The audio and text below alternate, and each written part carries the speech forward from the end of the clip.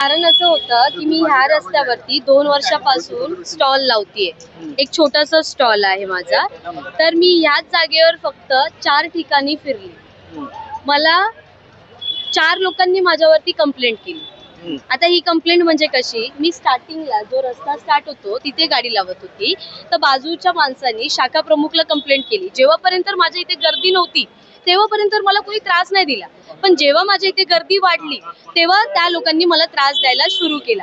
इथे शाखा प्रमुख कडे जाऊन त्यांनी कंप्लेंट केली. शाखा प्रमुख कडून कुणाला कॉल केले असेल केडीएमसी वाल्यांना, त्यांनी माझा स्टॉल बंद केला. कोणते शाखा प्रमुख? इथे एक आहे बघा.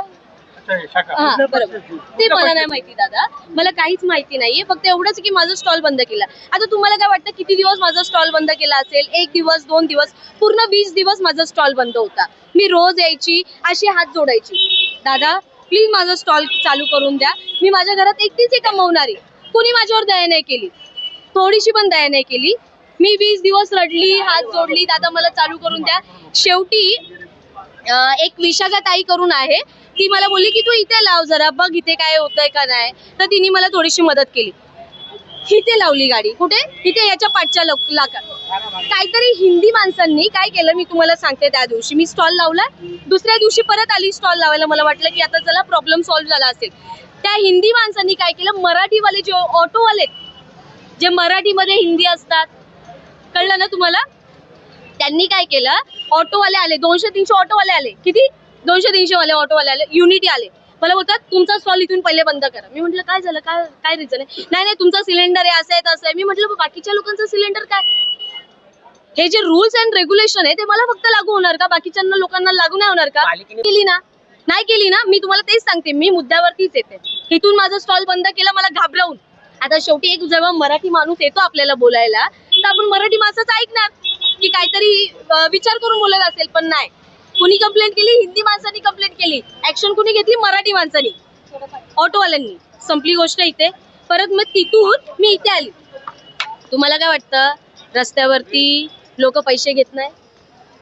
लोक पैसे नाही घेत.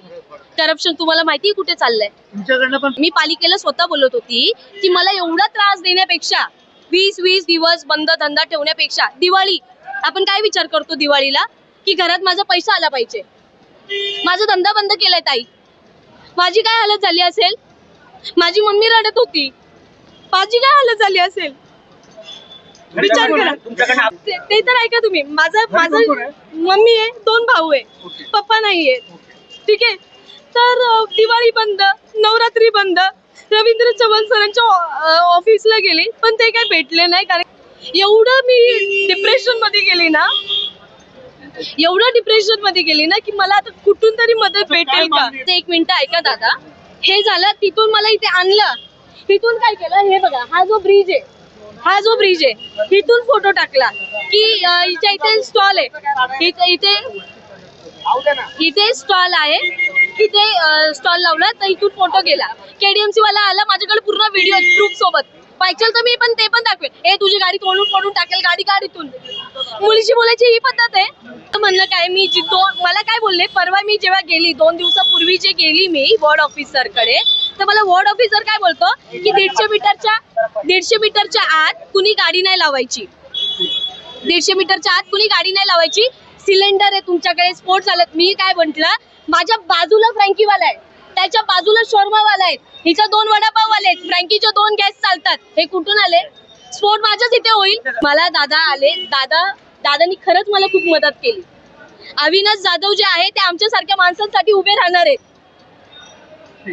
काल तुम्ही तर ऐकलंच असेल ते काय बोलले, बरोबर ना? मला काय बोलले, इथे तू टपरी टाक बोलले, इथे तू टपरी टाक. दादा बघा, माझ्याकडे पैसे नाहीयेत की टपरी मी लगेच उभं करेल. मला कुठून तरी लोन घ्यावं लागेल, कर्ज घ्यावं लागेल, मग मी टपरी उभी करेल आणि मी टाकेल. पायावर चाकू पडलाय घाबरून. इथून फोटो. मी पालिकेला बोलत होती, जेव्हा जे केडीएमसी वाले येत होते, मी त्यांना बोलत होती की माझ्याकडून तुम्ही पावती घ्या जसं बाकीच्या लोकांकडून घेतात, जेणेकरून मला त्रास नाही होणार. तर ते बोलले नाही, तुझ्याकडून पावती नाही घेणार, तू आज पावती देशील, उद्या माईकवर बोलून दाखवशील, मग ही भीती दाखवली मला. हे बघा, पैसे घेतात, ज्यांचे मी नाव नाही सांगणार, सर्वांचे पोट आहेत. माझं लास्ट म्हणणं काय आहे माझं, हे जे सर्व जे कमवतात ना, हे लोक जे सर्व जे कमवताय ना, सर्व बिनधास्त कमवा. सर्वांना पोट आहे, तुम्ही करा, पण जर आमचा महाराष्ट्र आहे, पहिला हक्क आमचा आहे. जर आम्ही कमवत असेल ना तर आम्हाला पाठी खेचू नका. ह्यांना चिकनचा वास येतो, या गुजराती लोकांना चिकनचा वास येतो की चिकन विकते. ह्यांना हे नाही कळलं की मुंबईमध्ये येणार तर तुम्हाला पैसे कमवायचे, ते बरोबर कळलं तुम्हाला. हा, हे कळलं तुम्हाला बरोबर.